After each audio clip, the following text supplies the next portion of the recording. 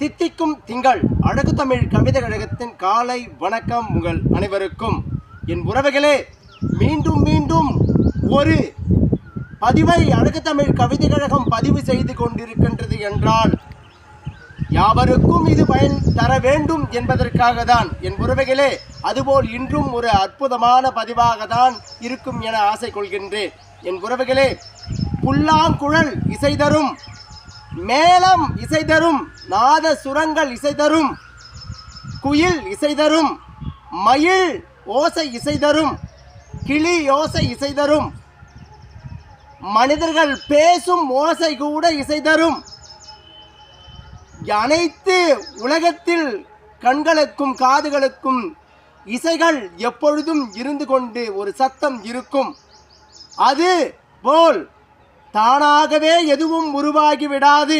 இயற்கைகளின் பச்சைகளின் பாஷைகள் இசைகள் அது இயற்கையின் விந்தைகள். ஒரு புல்லாங்குழல் இசைக்க மூங்கில் வேண்டும். அதை அழகூற செதுக்கி அதை வாட்டமாக உருவாக்கி ஊந்துதல் கொண்டால் அது இசையாக மாறும். கை கொண்டு அதை பக்குவமாக இசையாக மாற்ற ஒரு ஆள் வேண்டும். மேளம் மரத்தை செதுக்கி உருவாக்கி அதில் ஒரு மேல தோலை அழகாக செய்து அதை இயக்கினால்தான் இசை வரும். என் உறவுகளே, ஒருவரை சார்ந்துதான் இந்த உலகத்தின் மீது வாழும் நிலை நிச்சயமாக இருந்து கொண்டிருக்கும். அது என்னவென்றால் நம் தேவை எது? பணம். அந்த பணத்தின் தேவை எதன் மூலம் வரும்? சிறந்த உழைப்பால், செய்முறையால், வேலையால், பல விதங்களில் வந்து சேரும். என் உறவுகளே, அதுபோல்தான் இந்த வாழ்க்கையும். தரிசாக கிடக்கும் இந்த பூமி மீது கிடைத்த அரிய பிறவி மனித பிறவியாக நாம் பிறந்து உள்ளோம்.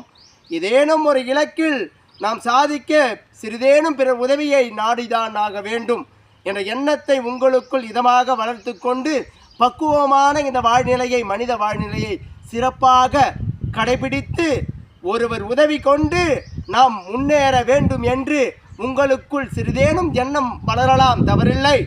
தனிமரம் தோப்பாகாது என்பது போல் தனியாளாக எதையும் செய்துவிட முடியாது. கூட்டு முயற்சியோடு உங்கள் எண்ணத்தில் இருக்கும் நிகழ்வை தெளிவாக பயன்படுத்தி இந்த வாழ்நிலையை சிறப்பாக வாழ முற்படுங்கள். என் உறவுகளே, அழகான இந்த வாழ்க்கை நாம் வரமென நினைத்தால் இது வரமாகவே உங்களை மாற்றிவிடும். என் உறவுகளே, நிகழ்வுகளை உங்களுக்குள் அனுதினமும் நடக்கும் விதம் செய்து எதிர்கால கனவுகளுக்கு நீங்கள் உங்களை தீனியாக இட்டு சிறப்பூர இந்த வாழ்க்கையை கையாளும் பக்குவத்தை அடைந்து கொள்ளுங்கள். வாழ்க்கை